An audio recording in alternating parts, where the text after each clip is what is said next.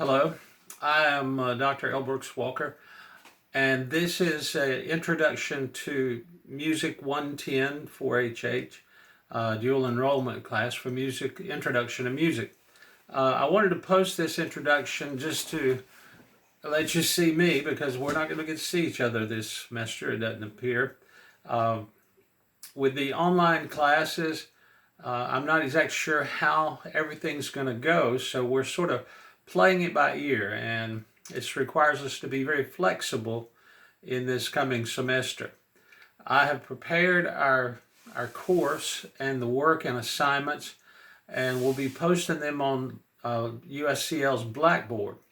Now, the first problem I know we may run into is some of you may not have access to Blackboard, you may not have passwords, but I encourage you to speak with your school counselor or the monitor for our classes.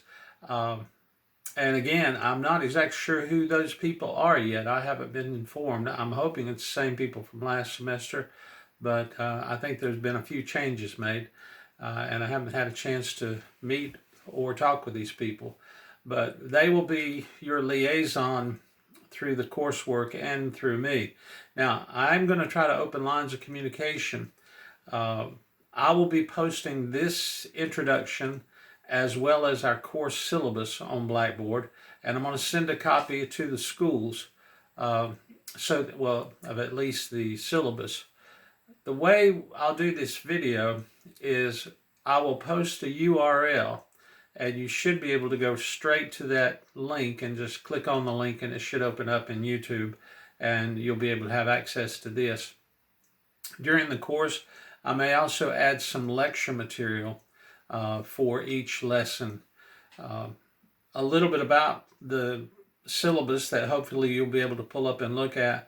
The first thing you'll notice, and I'm looking at it here on my computer, is the course information, my name, and my phone number and my email are there. And if you have any questions, you can call that number and either, if I don't answer, leave a message and I'll get back to you as soon as I can.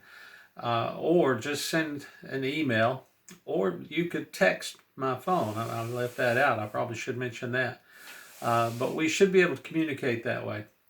The course itself, like I said, we're going to need to be flexible. What I will do is I'm going to post a series of lessons, and these lessons will include PowerPoints, any lecture material, probably some video material I'd like for you to watch, and then there'll be a test. Now, this seems a little crazy because usually a test is something you study and prepare for, but let's face it, with an online course, it's sort of like doing a take-home test. So your notes, your PowerPoints, all that stuff will be available. I really don't expect anyone to fail a test with this made available to you, but it's going to give you access and hopefully give you some new knowledge and understanding of the music of Western civilization and how we engage in that music. In the general rules I talk about, I'm looking at things about the objective and giving the assignments. I do mention something that I want to reiterate here. I think it will be hard to fail an online course. We're doing tests this way. But there's also written assignments. And considering the past, when I've taught this at college and in high school as a in-class experience, I've still have people that fail this class, even though I think it's not that challenging. I hope that it's interesting, entertaining, and educational. But some people fail, and probably the majority of people that fail my class are not because of poor test grades, but because they don't turn in written assignments. For our class, I'm going to ask you to write about 2 performances. And immediately we realize that with COVID, that's become a little tricky because you can't go anywhere. In the past, I would say go to high school football games, look at the band performances, go to local concerts. One of the best places to see live music performance every week is church, because you have a choir and you have instrumentalists performing and soloists. Even that's become limited. So what I'm going to do to amend that is, rather than say go somewhere, I'll let you consider concerts that you've already attended and write about them. And there's guidelines in the syllabus as to what I want you to focus on. So that's one good thing. Now, when I say about going to football games, looking to the band, high school bands put together a rather intensive show every year, and it's usually very good music choreography. So that's a good live performance, just like in church, your choirs, your soloist, your instrumentalists, and then you can go to local concerts. You've probably been to something, so it shouldn't be too hard, and it actually makes it easier because you can just pull on something you've already experienced. So there's two of those. And then there is a research paper. The research paper will be graded a little more stringent than the listening essays or the performance essays. In the performance essays, you don't have to worry about things like footnotes because you're basically telling me of an experience in an essay form. It's like writing a narrative. The research paper is different, and I've given you topics to look at. And I've given you also a sheet that shows you how I'd like for you to format that paper and a rubric to show you how I look at it and grade it. So the research paper will be graded a little more stringent. And like I said, usually the test will not be challenging, especially now that you have access to looking back at notes and PowerPoints. The research paper and the writing essays are usually where people make a mistake simply because they either don't do them or they don't turn them in. One other thing is that with this being an online course, there will be some times when I'll add small written assignments I'd like for you to turn in for a grade. So after the essays and after the research paper, there'll be some small written assignments. Usually these are just dealing with in-class topics, probably a long paragraph, maybe a page at the most. And that's also something you'll need to turn in. So be ready for that. We do have a textbook, but the textbook is in the classes.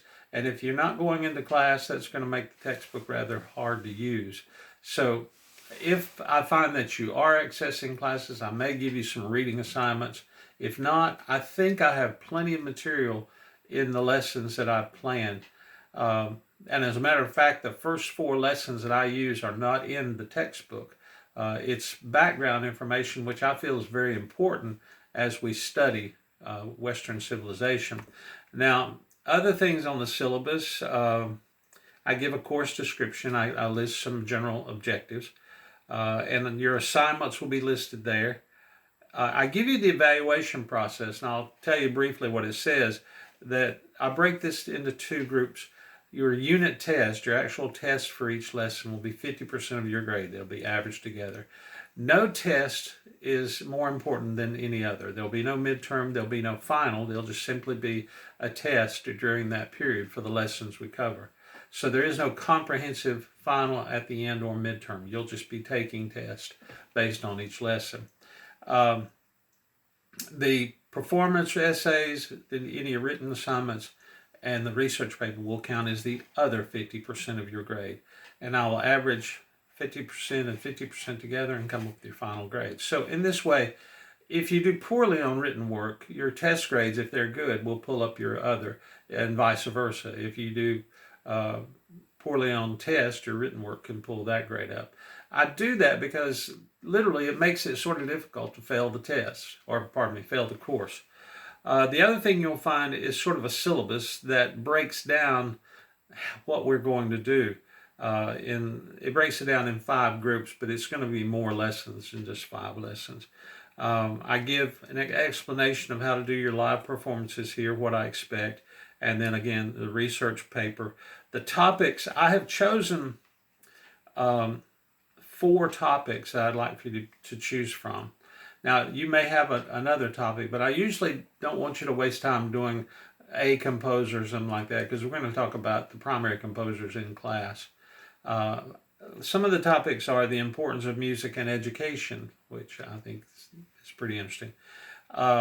Music as a shaping force or a reflection of culture, and censorship in music. Do you agree or disagree?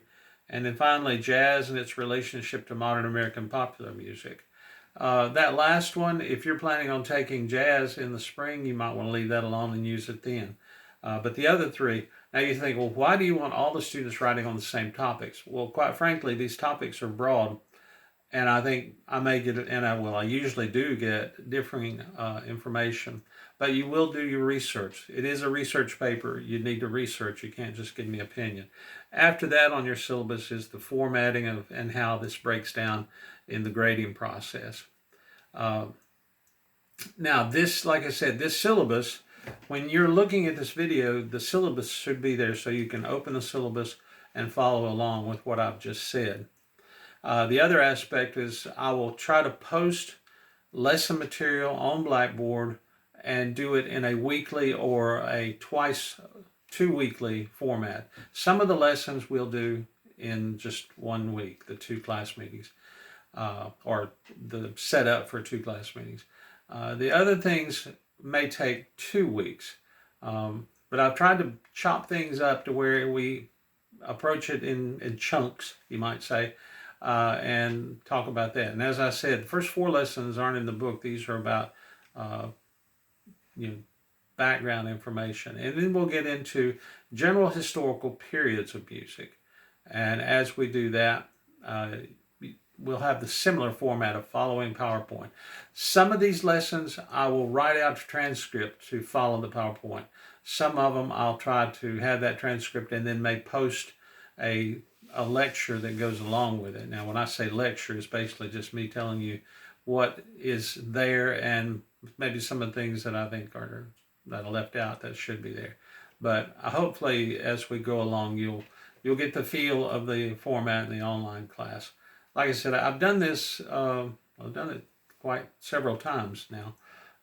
Not just last spring, but in the past, I've done online classes. So I hope that you will enjoy it. I hope you'll find it educational, and I hope that you will keep up with your work and get it turned in.